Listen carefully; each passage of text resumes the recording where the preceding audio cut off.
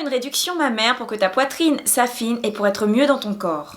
Mon expérience, le prix, les douleurs, l'avant-après, aujourd'hui, je te dis tout. Coucou, je m'appelle Jenny, ton guide pour arrêter, pour te libérer du sucre raffiné. Aujourd'hui, je vais te parler de ma réduction mammaire. Oui, j'ai fait de la chirurgie esthétique. Je n'ai pas modifié, je n'ai pas ajouté, j'ai enlevé. Il y a encore 3 ans, c'était un sujet encore délicat pour moi. Et toi, si tu te poses des questions, si tu te demandes comment c'était, quel a été le déclic, comment je vis maintenant, comment a été l'opération, les douleurs, etc. Ben, c'est l'objectif de cette vidéo, c'est d'apporter un maximum de réponses pour ta prise de décision ou tout simplement si tu te poses des questions pour t'apporter plus d'informations. On va donc commencer avec avant c'était comment. Jusqu'à mes 18-20 ans, je faisais un 85D. Jusque là, tout va bien. On va dire que j'aimais plutôt bien ma poitrine. Puis je suis partie en métropole à Limoges faire mes études jusqu'à mes 25-26 ans. Non, c'est jusqu'à mes 25 ans en fait. Et c'est là que j'ai commencé à prendre du poids, à arrêter l'activité physique, à manger, on va dire, autrement, autre qu'aujourd'hui en tout cas. Donc j'ai commencé à faire un 95D et ensuite, quand tu es étudiant, tu n'as pas forcément les moyens d'acheter X soutien-gorge et dans ta tête, quand j'étais à La Réunion, je faisais un D, donc où que j'aille et quelles que soient les années qui passent, je fais quand même un D. En tout cas, moi je sentais bien que ma poitrine se compressait, que j'étais pas si à l'aise que ça. Tu sais, quand tu mets la doudoune, t'as l'impression d'être vraiment une doudoune quoi. Et tu te dis, c'est bizarre, j'arrive pas à bouger, j'arrive pas à faire du sport ou quoi que ce soit. Bref, les années passent, je reviens à La Réunion avec une certaine poitrine, avec un certain corps, avec une certaine corpulence. Qui ne me mettait pas du tout à l'aise. Donc voilà, j'ai ma grosse poitrine. Là encore, je ne me rends pas compte et je porte encore des soutiens-gorge avec un bonnet D. Le problème, c'est que quand tu mets un petit bonnet, ça déborde, on va dire, de partout. Ça déborde sur le côté, ça déborde en haut. Tu ne sais plus comment t'habiller. J'avais, on va dire, la poitrine était vraiment plus importante que la taille. Porter des vêtements, c'était plutôt compliqué. Alors on peut dire adieu les petits décolletés. Moi, j'aime bien les décolletés qui sont quand même élégants. Quand tu as une grosse poitrine, tout passe par le mot sexy. Ça peut être même vulgaire. Je ne m'assumais pas non plus, je n'arrivais pas à m'assumer et je peux te dire que plus de 90% des hommes ne me regardaient jamais dans les yeux, toujours dans le décolleté. Et même quand il n'y avait pas de décolleté, toujours ici. Et je peux dire que mon interaction en fait avec le monde extérieur faisait que ma confiance, elle allait comme ça. Et je perdais de plus en plus confiance en moi parce que je portais des gros pulls, je me cachais. Et j'étais aussi recroquevillée parce que ça a une certaine masse. Tout le monde te dit redresse-toi, quand c'est lourd t'es obligé d'être comme ça, donc j'étais souvent comme ça, plus le petit pull, plus les coiffures à la grand-mère. Je te dis pas, je pense que là aujourd'hui je parais bien plus jeune qu'avant. Puis j'ai été mutée à nouveau en métropole, cette fois-ci en Essonne, à Verrières-les-Buissons, que j'ai bien aimé, et aussi en fait je travaillais à Verrières-les-Buissons et à Massy-Palaiseau, et j'allais tous les mercredis après-midi à Paris. Quand même. Et là quand tu travailles, quand tu as un peu plus de moyens, donc tu vas te permettre d'acheter des choses un peu plus confortables. Et je suis vite tombée dans le désespoir, j'ai pas d'autre terme. Tous les magasins, en tout cas en ce temps-là, tous les magasins comme si c'était loin en ce temps-là, il y a quand même, il y a quand même peut-être 5-6 ans. Ouais.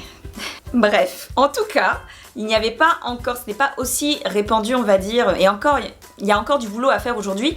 Il n'y avait pas 36 000 magasins pour les fortes poitrines. Et du coup, quand je voyais un joli petit soutien-gorge et quand je voyais pour ma taille, je tombais, j'étais en mode PLS direct dans le magasin, quoi. Parce que, waouh, quoi, c'est moche en fait. Et du coup, là aussi, ça joue en fait sur toi, est-ce que moi, je n'ai pas le droit à quelque chose de beau ?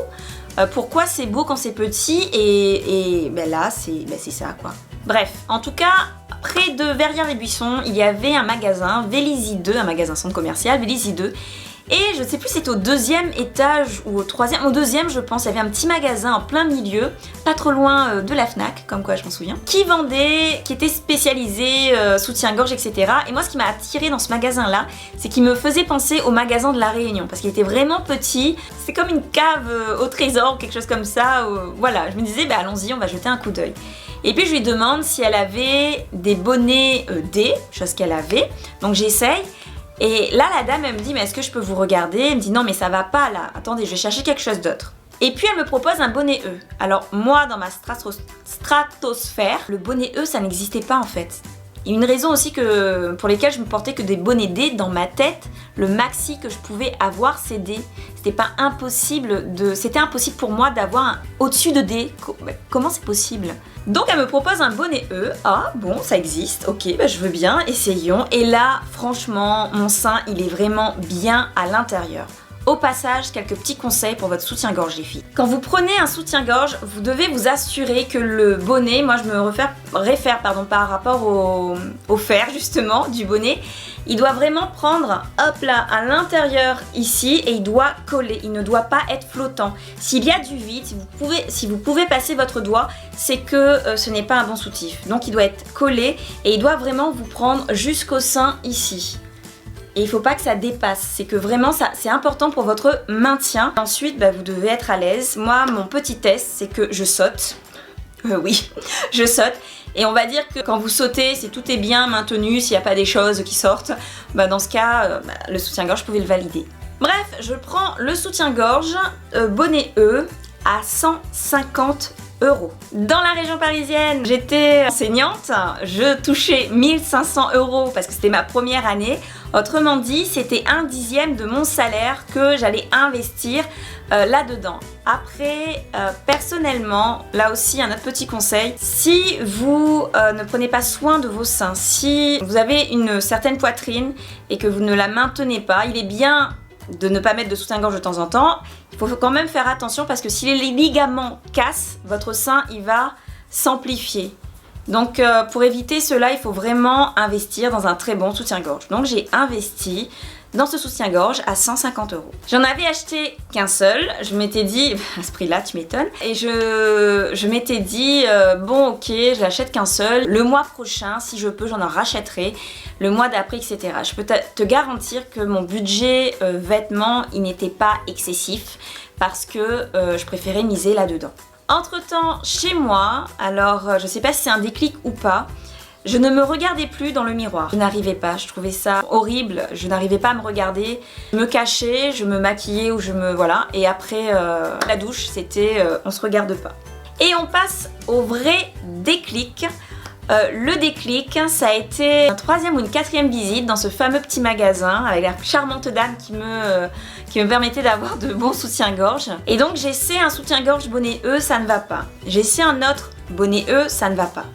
J'essaie un autre bonnet E, ça ne va toujours pas. Et là, elle me dit, il va falloir penser au bonnet F. Et là, dans la petite cabine du magasin, j'ai senti que les larmes me montaient aux yeux et je me dis, c'est pas possible. Qu'est-ce que je fais? C'est quoi le truc? Pourquoi? Juste pourquoi? La personne m'a apporté le soutien-gorge, je l'ai mis, je l'ai payé, 150 aussi. En sortant de là, je me suis dit non, ce n'est plus possible, il faut que je trouve une solution parce que je ne m'aime pas, je ne vais pas bien, je suis limite au bord de la dépression, il faut que je trouve une solution.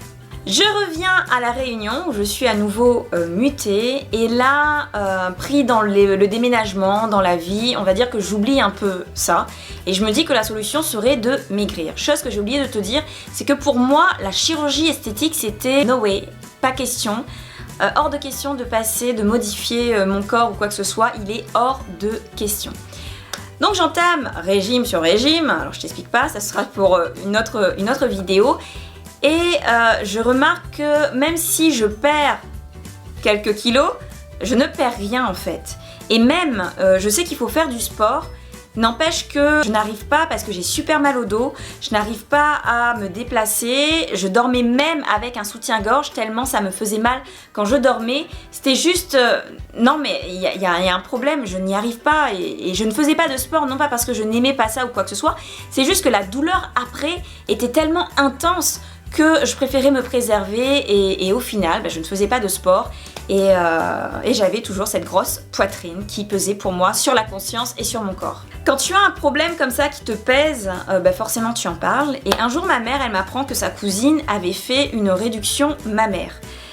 Je lui demande le nom du médecin et là elle me dit vas-y tu verras comment ça se passe etc. Et donc j'y vais et le médecin, donc je vais le voir et lui, incompréhension totale. pourquoi voulez-vous vous faire opérer? Et il m'explique, il me dit, madame, moi perso, les gens me payent pour avoir votre poitrine. Donc pourquoi vous voulez vous faire opérer? Je ne comprends pas. Sur le coup, quand il me dit ça, moi je suis super étonnée. Je me dis, personnellement, je me disais, mais elles sont folles, elles savent pas ce que c'est, pourquoi elles font ça? Après je me dis, mais peut-être que c'est comme c'est ajouté, c'est un peu plus léger. Moi en tout cas, j'avais une grosse masse. Chose que j'ai oublié de vous dire également, c'est que je faisais pas mal de kiss dans mes seins. Donc il faut vérifier, il faut tout le temps palper pour voir si tout va bien, etc. Dès qu'il y a une petite douleur, tout de suite on est inquiète, pardon. Et du coup, je suis là, je l'écoute. Et lui, il me dit, écoutez, moi je ne vais pas vous opérer, pas dans la semaine, pas dans le mois. Payez-moi, quand même. Réfléchissez, revenez quand vous avez mûrement réfléchi. Et j'avoue que ça m'avait réconfortée dans la démarche qui me disent non, je vais pas vous dire oui tout de suite, réfléchissez et après revenez. Même si j'ai payé la consultation, hein, je veux dire que je préfère avoir payé cette consultation et avoir pris un temps pour réfléchir que me dire oui on fait tout de suite et le regretter après. Et je m'étais dit si je devais me faire opérer, je vais me faire opérer par ce médecin-là. En tout cas, même si c'était très dur, je décide de sortir de son cabinet et de me prendre un temps pour réfléchir. Et ce temps, j'ai mis un an pour me demander pourquoi faire une réduction mammaire. Et là, j'ai plusieurs réponses. D'un, mon dos. J'avais trop mal au dos. Je n'en pouvais plus. C'était pour dormir. Quand tu vas faire une activité, quand tu vas faire de la marche, quand tu vas courir, tout ballotte comme ça. Je n'en pouvais plus. Alors que ça ballotte, c'est un fait. C'est juste que la douleur que ça t'entraîne au niveau du dos, les chocs que tu as, c'est autre chose également. Ensuite, pour l'aspect psychologique, je ne pouvais plus me regarder dans le miroir. Je ne sais pas si vous vous rendez compte de ce que c'est. Pour moi, c'était un problème. Je me dis, pourquoi je n'arrive pas à me regarder dans le miroir? Pourquoi je baisse la tête? Pourquoi c'est pas possible? Pourquoi j'ai à chaque fois les larmes aux yeux, que je n'arrive pas à me regarder? C'est quelque chose aussi qui joue sur la confiance, sur le moral. Aller chez le médecin et me dévêtir, pour moi c'était l'épreuve quoi. C'était Fort Boyard. C'était plus que Fort Boyard, c'est le Koh-Lanta de ma vie quoi. Et ensuite au niveau des vêtements, je pouvais vraiment rien porter. Je portais que des... Et j'aime bien les gens qui te disent mais pourquoi tu portes des blouses comme ça? Porte des choses un peu plus collantes, un peu plus serrées. Et quand tu le fais, tout le monde te regarde, te dit ah t'as une grosse poitrine. Ouais, les gens sont super culottés quoi. Vous voyez pas mon doigt, j'y pense bien fort quoi. Là après tu as aussi les copines, bon c'est pas méchant, les copines qui te disent ah donne-moi un peu. Mais franchement, tu crois que si je pouvais te donner, depuis longtemps je l'aurais fait, hein, je l'aurais... Voilà. Bref, une des dernières raisons, c'était aussi parce que ça me mangeait le cerveau. Je me lève, je déteste ça. Je n'aime pas ça. Pourquoi? Je vais choisir un vêtement. Je vais travailler. Ça me gêne. Je vais mettre un petit pull. Je vais être comme ça pour me protéger. Je vais être comme ça parce que j'ai mal au dos. Non, mais voilà, ça te mange tellement le cerveau que un matin, je me suis levée et je me suis dit, c'est bon, je vais le faire. Alors bien entendu, j'avais fait des recherches sur internet sur l'après-opération. Il y avait des images tellement choquantes que j'ai pris peur. Donc j'ai quand même reculé d'un pas. J'avais besoin d'être rassurée et donc j'avais demandé à ma mère d'aller voir sa cousine pour qu'elle me montre sa poitrine. Oui, je sais, un rendez-vous familial et on te dit, allez, vas-y, montre-moi ton sein là que je vois le résultat. Bon, elle a très bien pris, hein, elle a très bien pris. Elle m'a dit quand j'ai demandé comment c'était, est-ce que ça va. Alors j'étais impressionnée parce qu'il y avait quasiment plus de cicatrices chez elle. Il faut vraiment se rapprocher pour voir les cicatrices. Et elle m'avait dit, franchement c'est nickel, c'est pas douloureux. Tu vas, on te fait ça dans la journée, tu sors le soir. J'avoue que c'est une belle menteuse. Mais on le verra après. Ma mère l'a plutôt bien pris, j'avoue qu'elle m'a soutenue, donc merci maman. J'en avais parlé à une copine qui était atterrée, qui elle aussi a une poitrine, une belle poitrine on va dire, et elle me disait non, Dieu t'a donné ça, c'est pour le rendre plus beau, que voilà, Dieu t'a donné une belle poitrine, faut dire merci au contraire, etc. J'avoue que ça fait réfléchir aussi des fois ce genre de réflexion. J'étais trop déterminée, c'était voilà, je prends le rendez-vous, voilà, j'ai réfléchi 1 an et là c'est fait, on va faire l'opération. On arrive à l'opération. Alors l'opération, il faut savoir que ça reste un acte chirurgical. Rester à jeun, je crois que c'était le matin très tôt, j'étais opérée l'après-midi assez tard. Donc non, la veille, je ne devais plus manger à partir de 18 ou 20 heures, je m'en souviens plus. Ensuite, bain à la bétadine. C'est ma mère qui m'accompagne là-bas. Donc on va à l'hôpital dans l'est de l'île. Et j'avoue que c'est un hôpital, on va dire, est-ce que j'ai le droit de dire qu'il a une certaine réputation. Voilà, j'étais très inquiète en fait en y allant. Et le médecin m'avait rassurée parce qu'il m'avait dit que certes, ce sont des locaux, mais n'empêche que c'est son équipe à lui. Et comme ça s'était plutôt bien passé avec la cousine, du coup je m'étais dit bon ok, on va voir. Donc on y va, je devais être opérée à 10h en fait de base. Il y a eu du retard sur des opérations. Du coup mon rendez-vous chirurgical a été pris pour 14h. Après je crois que j'ai basculé à 16h. Et il se trouve que, donc je tiens quand même à le raconter, que quand tu arrives, on va te donner une petite, en tout cas moi ça s'est passé comme ça, on va te donner une petite pilule pour en guillemets te shooter pour l'opération. Et il se trouve que l'infirmière m'a donné la pilule trop tôt, donc j'étais complètement shootée quand le médecin est arrivé.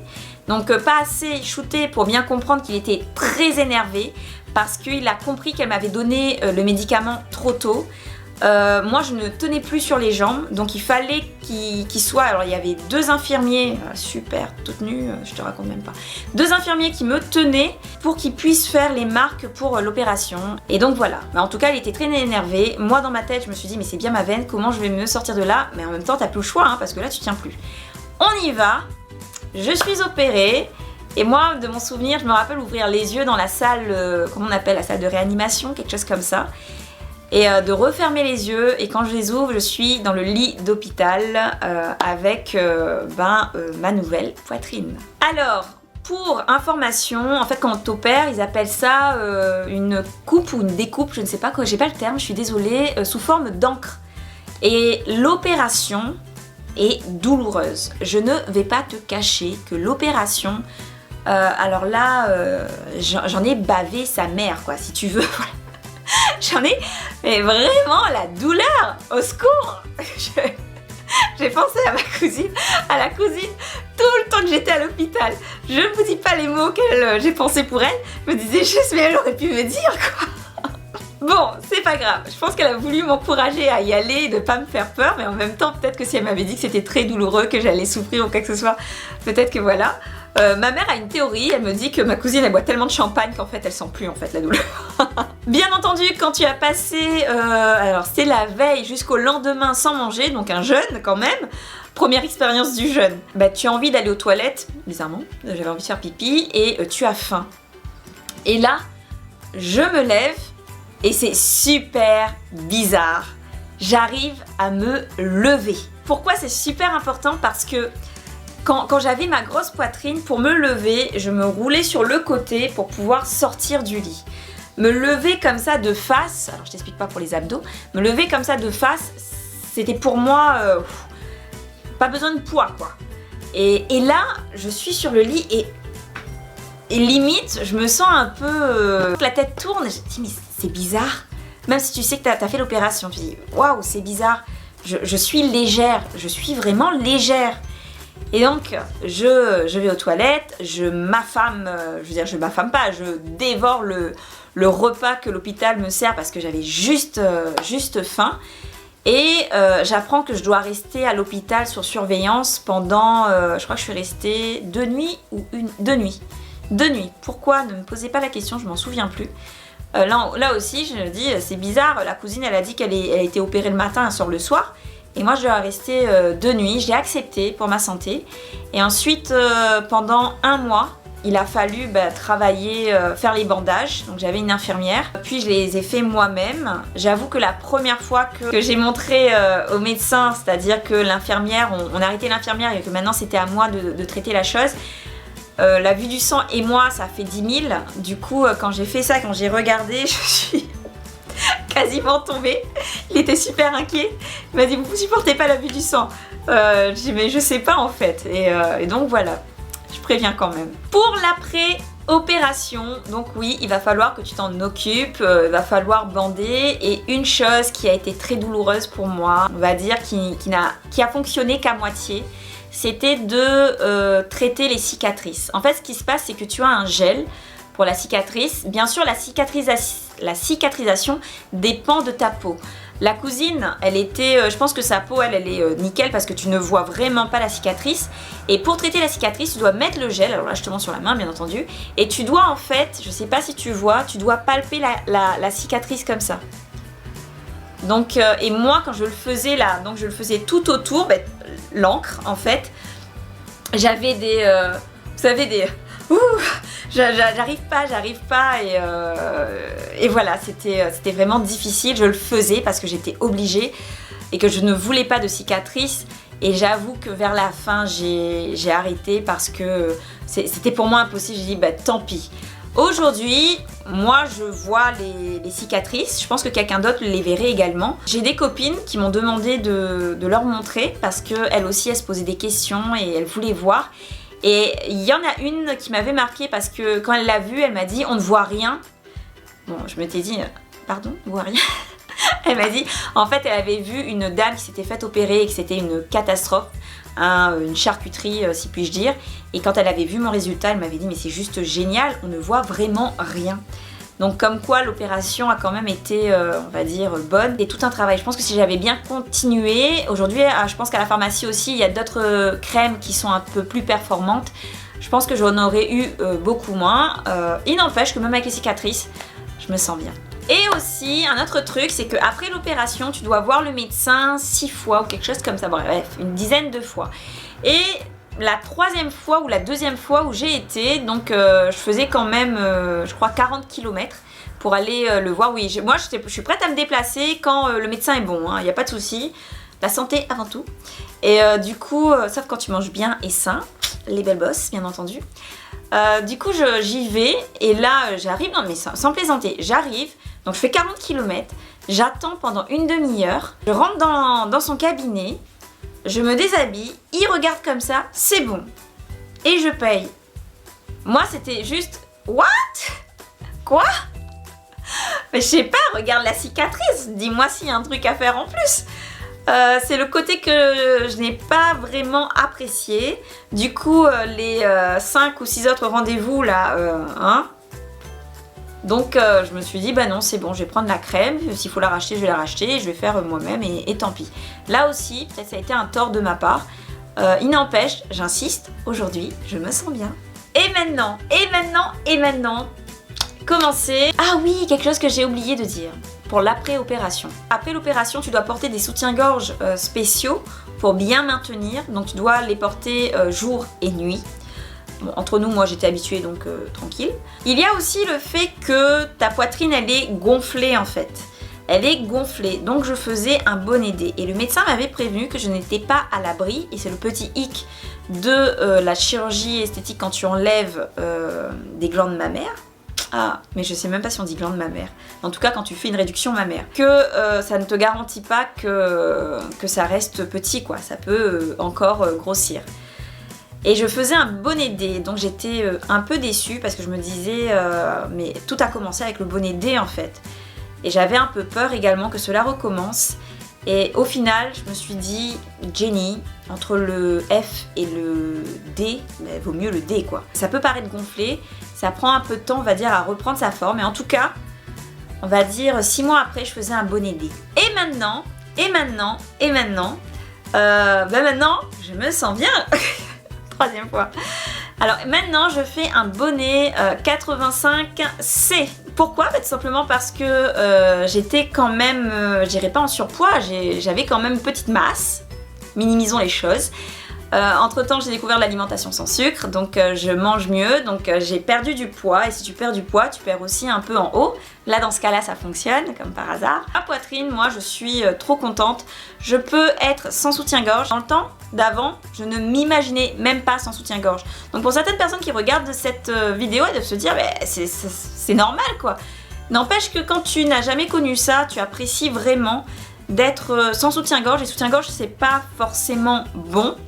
Au final, à force de regarder des choses, tu t'en rends compte que libérer un peu ta poitrine, il y a du bon quand même. Après, moi maintenant je peux le faire parce que j'ai pas quelque chose qui me tombe presque au nombril, on va dire. Bien que avant, bon, ça tombait là quoi. Mais voilà, tu comprends. Oh là là, arrêtons cette discussion. Bref, tu l'auras compris, aujourd'hui je peux me permettre de ne pas porter de soutif. J'en porte quand je veux, j'ai le choix. Je peux mettre un décolleté et c'est élégant. Il y a le mot élégant qui va avec. Quand je me regarde, je dis je suis élégante. Je suis élégante. Il y a tellement de points positifs. Mon dos fait moins mal, je peux le muscler, j'ai pu le muscler et j'ai encore du boulot là-dessus. Je peux faire des abdos, j'ai maigri, je peux courir, je peux faire des randonnées. Avant, je comprenais pas pourquoi j'étais en peine comme ça. La première randonnée que j'ai faite, sans passer par le sans sucre, j'étais étonnée. Je me suis dit, mais c'est incroyable. Au niveau du mental, je t'explique même pas, de ma confiance. Mais là aussi, et tout le monde me dit, tu es rayonnante, j'ai arrêté de mettre mes petits pulls là, à mode grand-mère. Waouh! Au final, je ne regrette vraiment pas, même s'il y a eu ces petites cicatrices, même s'il y a eu ces petits couacs que je t'ai racontés, je ne regrette vraiment pas. En tout cas, toi, si tu regardes cette vidéo, si tu te poses des questions, un conseil, c'est mets-toi dans un coin, réfléchis bien, pose le pour et le contre, analyse un peu ta journée, observe-toi, apprends à t'observer, est-ce que ça va, est-ce que ça ne va pas, est-ce que ça me mange vraiment la vie, et surtout n'oublie pas que le plus important, pour moi en tout cas, c'est d'être heureuse et de pouvoir vivre la vie telle que toi tu la conçois, telle que toi tu veux. Et si tu dois passer par là pour avoir cette vie et pour te libérer, on va dire mentalement, bah vas-y, fais-le. Et aussi, avant de choisir mon médecin, donc je me suis pas basée que sur la cousine, avant de choisir mon médecin, je me suis vraiment renseignée. Limite détective privé, à appeler des personnes, à me renseigner à droite, à me renseigner à gauche et à taper son nom sur internet, à vérifier. J'avoue, ça fait un peu Big Brother. Il n'empêche que je me suis vraiment renseignée. Donc ne fonce pas non plus. Et ah oui, le prix, j'ai oublié. J'ai payé, je crois en tout. Alors il y a une petite astuce pour finir cette vidéo, astuce. Bref, donc j'ai une petite déformation et il se trouve que ça jouait encore sur mon mal de dos et je pouvais le faire passer avec la sécurité sociale. Donc qui prenait, je sais plus s'il prenait 100% ou 80% parce que ça passait là vraiment dans le domaine santé médicale. J'étais trop impatiente parce qu'il fallait monter un dossier, il fallait voir ceci, il fallait voir cela, il fallait voir la radio. J'avais déjà pris 1 an pour me décider. Et total capital, de mon souvenir, j'ai payé 5 000 €. Donc c'était toutes mes économies. Et en même temps, c'était pour un changement de ma vie. Donc je me suis dit, allez, j'y vais. Et franchement, voilà. Mais en tout cas, si tu te poses des questions, etc. Et si toi tu enlèves de la matière, que ça joue vraiment sur ton corps, sur la santé, tu peux le faire passer par la sécurité sociale. Pour cela, il faut rencontrer le bon chirurgien qui te renseigne bien et aussi les autres personnes qui vont te dire bah, effectivement ça joue et ça peut jouer également. Peut-être au psychologique, je sais pas, mais en tout cas voilà. J'espère que mon témoignage t'a plu. Si c'est le cas, indique-le-moi, cela m'encouragera à continuer. On se retrouve pour une prochaine vidéo. En attendant, moi je te souhaite une belle vie, une belle assiette et de beaux projets. Bye bye.